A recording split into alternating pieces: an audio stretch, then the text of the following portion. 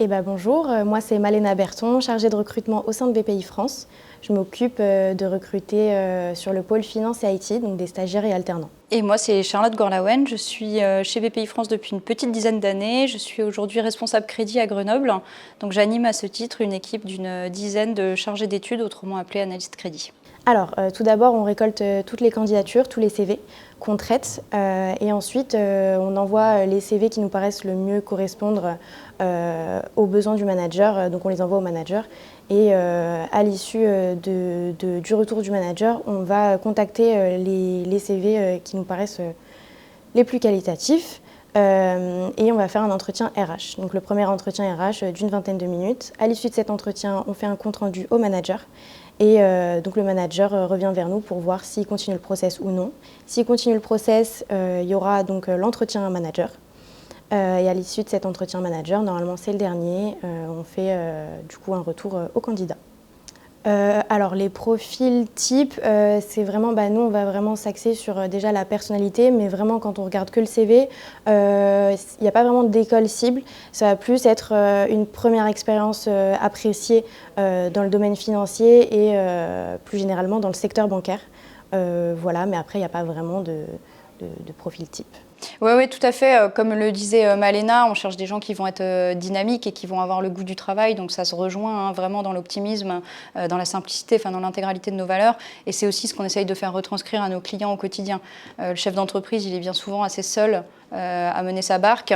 Et nous, on essaye d'être un peu le rayon jaune, le petit rayon de soleil qui vient dans son quotidien lui apporter des solutions de financement. Ouais.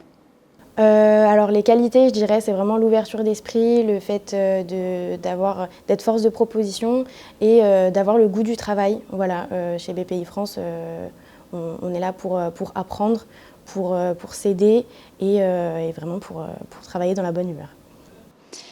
Mes 10 ans d'expérience chez BPI France collent justement avec la création de BPI France, puisque je suis arrivée dans l'année qui suivait la création de BPI France. Donc c'est vrai que j'ai suivi toutes les évolutions et les mutations de BPI France.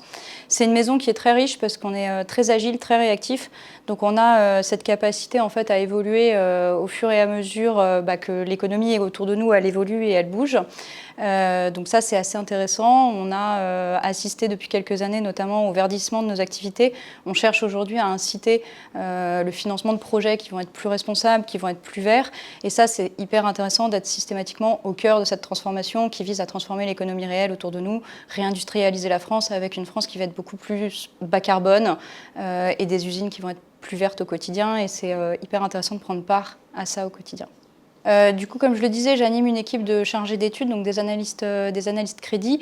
Au quotidien, moi, je reçois des demandes de garantie de la part des banques qui souhaitent que BPI France se positionne en garantie du prêt, du financement qu'ils vont accorder à une entreprise. Donc mon rôle, ça va être déjà d'affecter le dossier qui arrive en fonction des profils que je vais avoir dans mon équipe, du niveau de compétence de chacun et du niveau de complexité du dossier en face. Ensuite, je vais accompagner les chargés d'études au quotidien dans les différentes questions qu'ils peuvent avoir. Je vais également avoir les banquiers au téléphone toute la journée pour répondre à leurs interrogations sur le montage de tel ou tel dossier.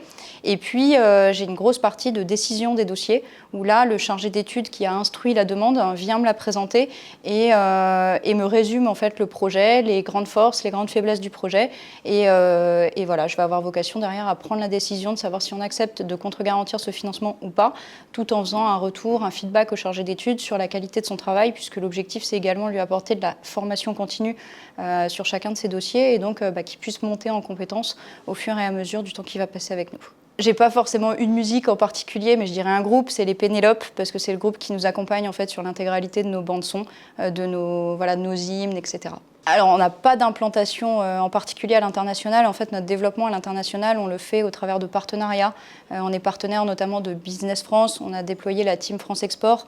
Donc, on a ce rayonnement, on va dire, à l'international au travers des différents partenariats dans lesquels on peut exercer.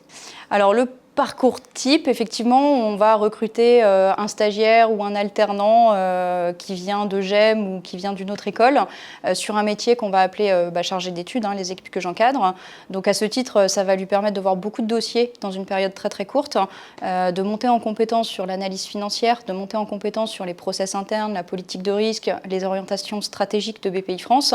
Et derrière, un chargé d'études, une fois qu'il a passé 12, 18, 24 mois sur ce poste-là, il va pouvoir très rapidement évoluer sur des fonctions commerciales et devenir chargé d'affaires. Et ensuite, quelqu'un qui est chargé d'affaires et qui réussit bien dans ses objectifs, qui est un bon chargé d'affaires, va très vite évoluer sur des fonctions managériales. Je reviens à ce que j'ai dit, je dirais l'agilité, c'est vraiment cette capacité à évoluer, à changer. Si je reprends la période du Covid, par exemple, qui a été assez marquante pour tout le monde, en 24 heures, on était tous déployés en télétravail, on avait une hotline et on était capable de répondre au quotidien à des milliers de dirigeants qui étaient perdus, qui ne savaient pas comment faire face à la fermeture administrative de leurs entreprises. Et nous, voilà, en moins de 24 heures, on était en force pour les accompagner, les écouter, les épauler dans cette période qui était difficile. Et ça vaut pour tout ce qu'on fait au quotidien. Je dirais qu'il faut être proactif, ambitieux. Il faut vraiment être force de proposition, encore une fois, Malena le disait tout à l'heure, mais surtout il faut être curieux parce qu'en fait il n'y a que la curiosité qui vous permet de grandir, d'apprendre. Et moi je trouve ça passionnant d'accompagner des entrepreneurs au quotidien qui ont tous des projets différents et de comprendre en fait comment les choses autour de nous fonctionnent, comment elles sont fabriquées et de se rendre compte qu'il y a beaucoup de choses qui vont composer quelque chose, un objet qu'on va utiliser au quotidien. Et ça, moi je trouve ça passionnant, hyper enrichissant, et il n'y a que la curiosité qui vous permettra d'être bon dans ce que vous ferez et d'accompagner efficacement un chef d'entreprise. C'est de s'intéresser à lui, s'intéresser à ses projets, et c'est ce qui fera un bon chargé d'affaires chez nous ensuite. Et écoutez, c'est avec plaisir que je recevrai vos CV et que je vous intégrerai dans nos équipes. Vous verrez, l'ambiance est dynamique et juste très agréable au quotidien.